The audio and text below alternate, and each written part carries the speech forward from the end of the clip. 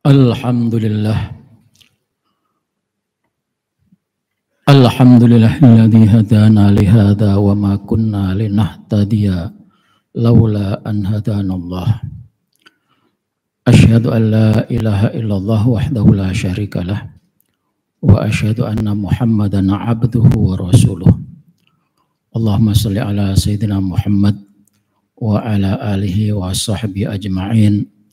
Amma ba'du, faya ibadallah, usikum wa iyaya bitaqwallahi wa ta'atihi la'allakum tuflihun. Qala ta'ala, a'udzu billahi minasyaitonir rajim. Ya ayyuhalladzina amanu taqullaha haqqa tuqatih wa la tamutunna illa wa antum muslimun. Shadaqallahul adzim. Jamaah salat Jumat Masjid Jami Al-Ihsan, bapak-bapak dan saudara-saudara yang dicintai Allah, yang disayang Allah. Semoga Allah Subhanahu wa taala pelihara kita semuanya, dipanjangkan sehat umur kita, disehatkan badan kita, amin Allahumma amin. Jemaah sekalian rahimakumullah. Nabi Adam itu disebut Abul Bashar, bapaknya manusia yang pertama. Kemudian Nabi Nuh disebut Abul Bashar, bapaknya manusia yang kedua. Karena ketika Nabi Nuh diutus, terjadi pemusnahan umat manusia yang bejat, yang jahat, yang maksiat, sehingga yang masih hidup adalah keluarga yang ikut Nabi Nuh. Maka Nabi Nuh disebut bapak manusia yang kedua. Nabi Nuh terus menerus melahirkan Nabi Ibrahim alaihissalam. Nabi Ibrahim alaihissalam ini disebut Abul Anbiya karena dari Nabi Ibrahim inilah lahir para nabi, dan nabi terakhir adalah Nabi Muhammad sallallahu alaihi wasallam. Nabi Ibrahim adalah contoh dan tauladan. Nabi Ibrahim adalah Khalilur Rahman, kekasih Allah.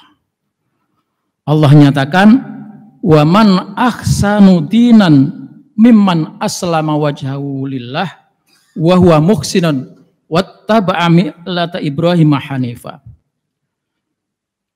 Dan tidaklah ada orang yang lebih baik agamanya selain orang yang berserah diri kepada Allah dan dia berbuat kebajikan dan dia mengikuti agama Nabi Ibrahim alaihissalam.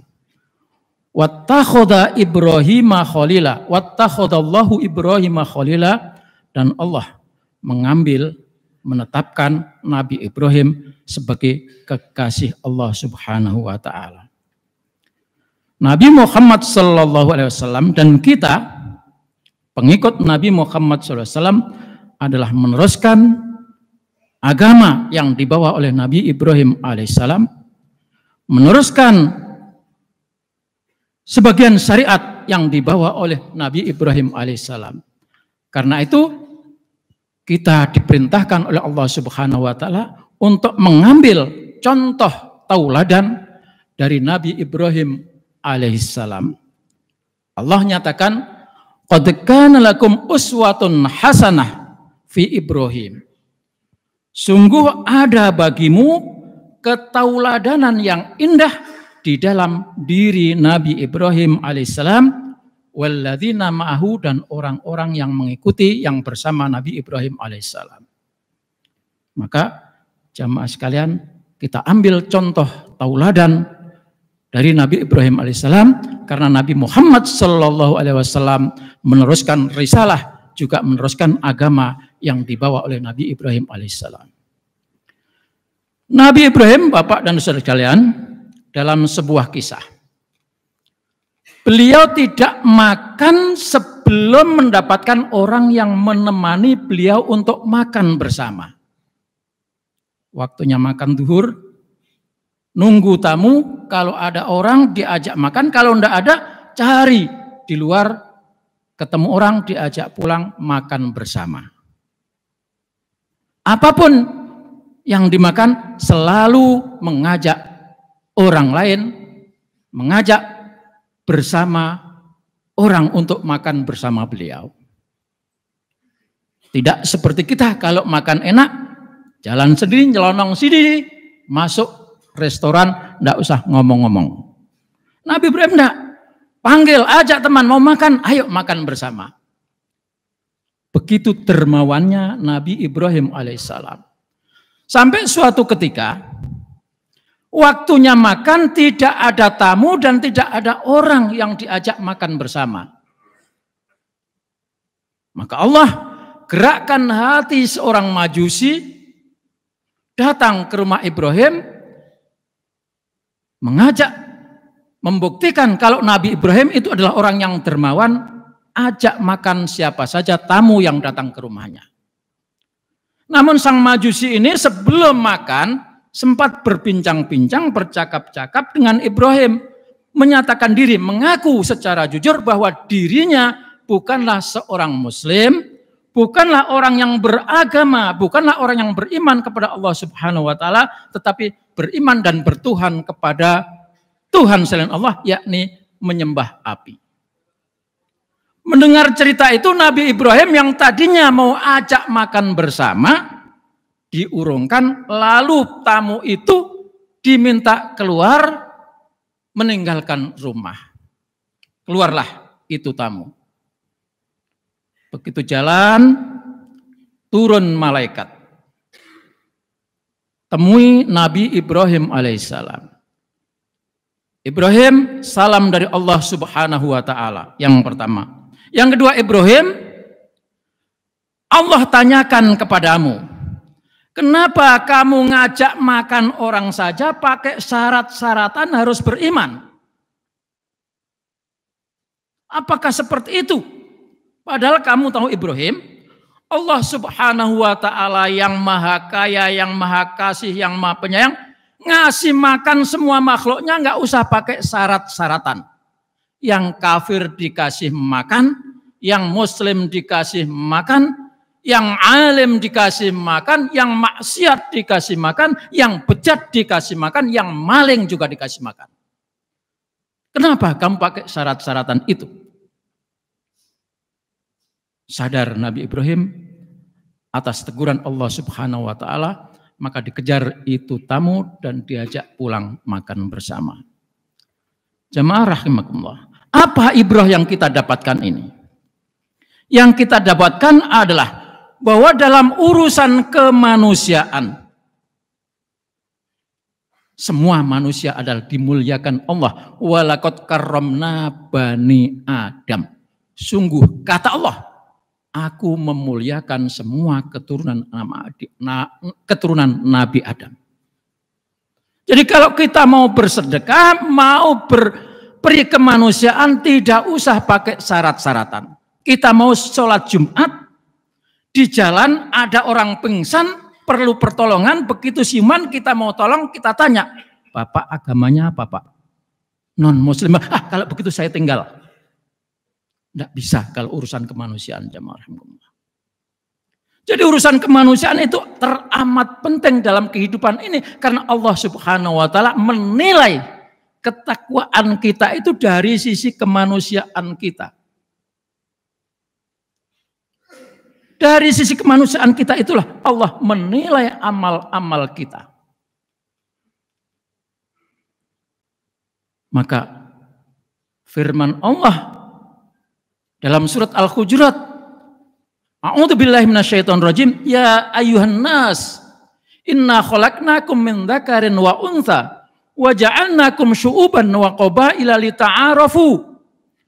Wahai umat manusia, sungguh aku telah jadikan kamu dari laki-laki dan perempuan, dan aku jadikan kamu berbangsa-bangsa dan bersuku-suku. Ada bangsa Indonesia, ada bangsa Melayu, ada bangsa Arab, berbangsa-bangsa, dan bersuku-suku. Ada suku Jawa, suku Sunda, Madura. Untuk apa? Lita'arofu, supaya saling mengenal. Kenal bukan hanya sekedar mengenal. Kamu dari mana, Pak? Kamu orang mana, Pak? Kamu suku apa, Pak? Tidak cukup itu. Tapi setelah mengenal, harus saling memberi manfaat, harus saling isi mengisi, harus memberikan faedah satu dengan yang lainnya. Karena hidup ini tidak sendirian, harus ada saling isi mengisi, harus gotong royong, harus saling membantu. Itulah makna ta'arufu. Maka ayat berikutnya, inna akramakum indallahi atqakum. Sesungguhnya yang paling mulia di antara kamu adalah orang yang paling bertakwa. Bertakwa ini dihubungkan bagaimana kita berta'aruf, berkenalan satu suku dengan suku yang lainnya, satu manusia dengan manusia yang lainnya, satu bangsa dengan bangsa lainnya. Lalu apa yang bisa kita berikan kepada orang-orang yang kita kenal itu? Mereka yang ada di tengah-tengah kita itu apa yang mereka peroleh dari keberadaan kita ini? Itulah tempat di mana kita berada dan bisa memberikan manfaat bagi orang lain. Orang kita bisa mendapatkan manfaat juga dari orang lain.